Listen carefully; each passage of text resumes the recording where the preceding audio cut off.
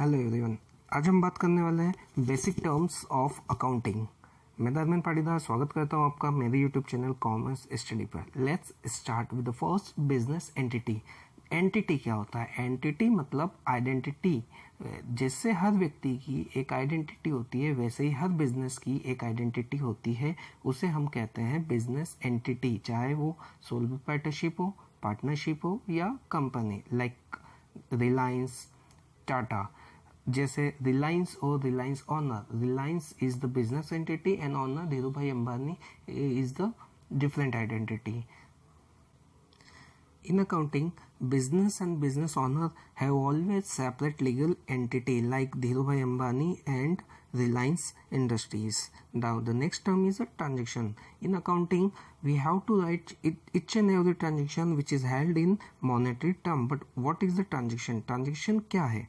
It is exchange in which each participants received or sacrificed the value. Transaction कुछ नहीं होता, इसमें यह केवल एक लेन देन होगा जिसमें एक पार्टिसिपेंट्स को कुछ रिसीव होगा, दूसरे पार्टिसिपेंट्स को कुछ सेक्रीफाइस करना पड़ता है. It is held in cash और क्रेडिट. ये कैश में भी हो सकता है और क्रेडिट में भी हो सकता है.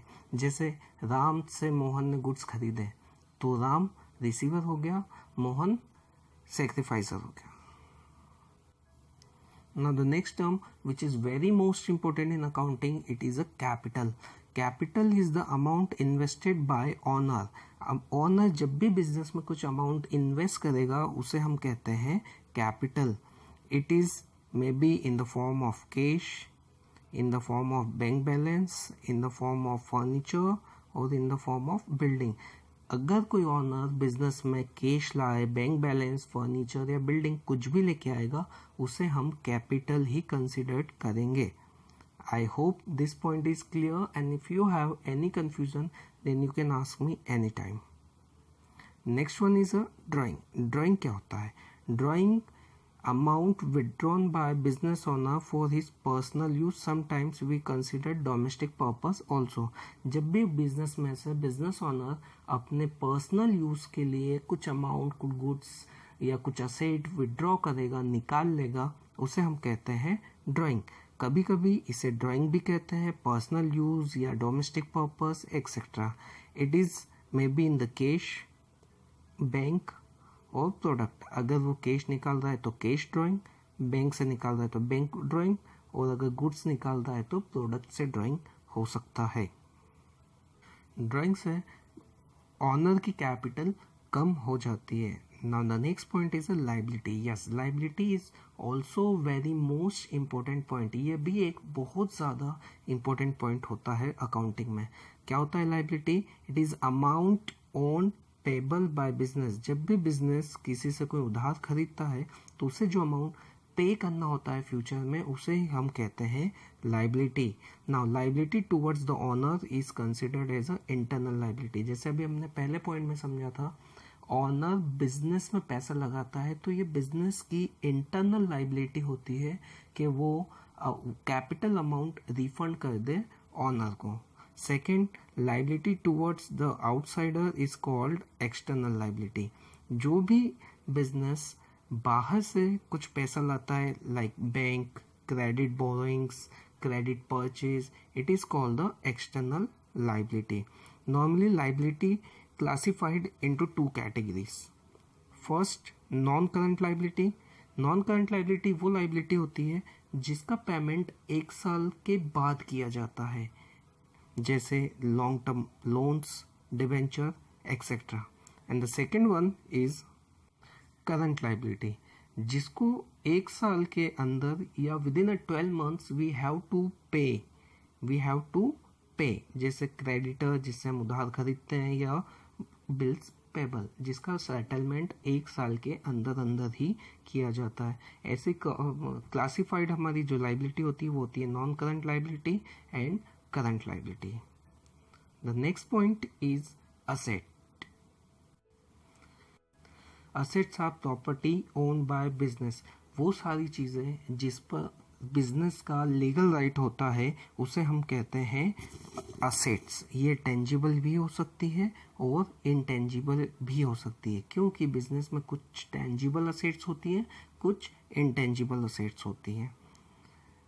The classification of assets are following. First is non-current assets. Non-current assets वो assets होती है जिनका पर्पस बिजनेस में यूज़ करने का होता है, जिनको परचेस इसी पर्पस से किया जाता है कि उनसे हमारे बिजनेस की प्रोडक्टिविटी, कैपेबिलिटी इंक्रीज हो.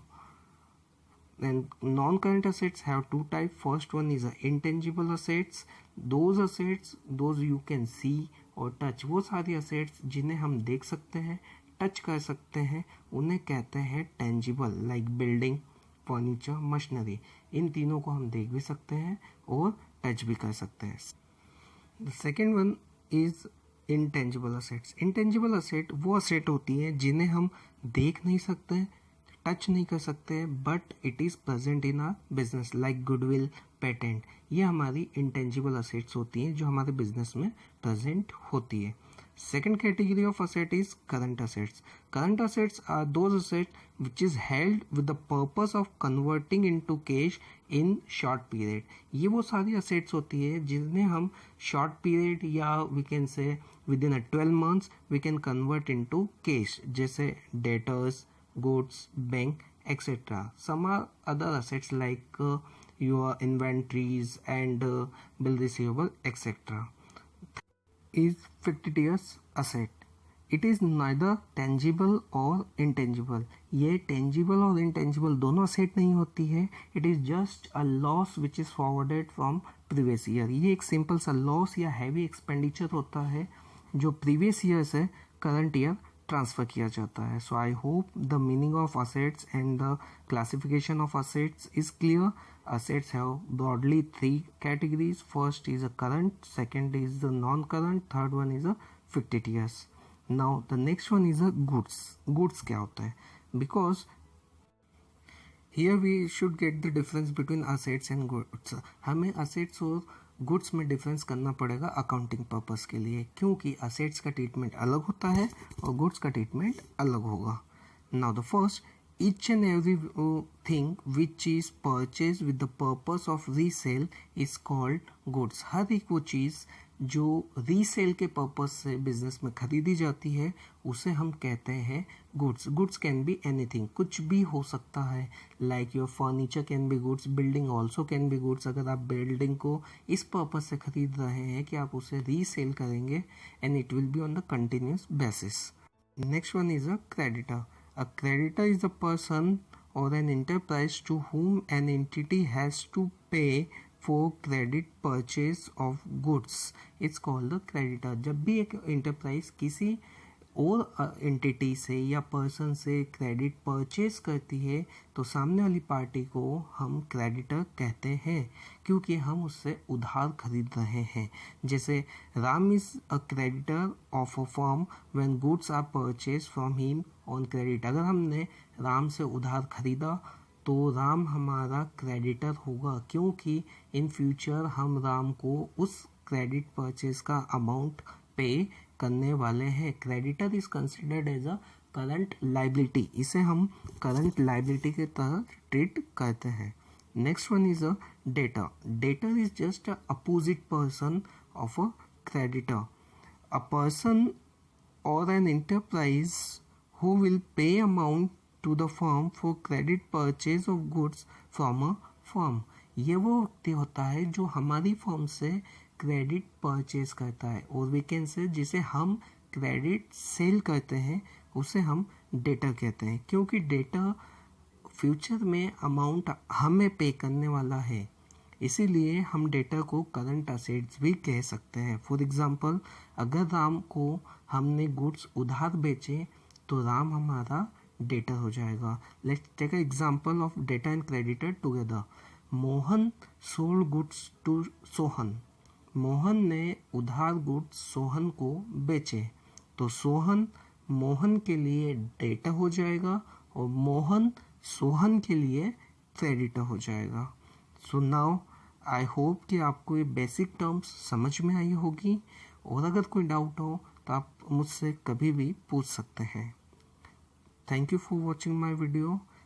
मेरे चैनल पे बने रहने के लिए सब्सक्राइब करें मेरे चैनल को and give your important comments to me.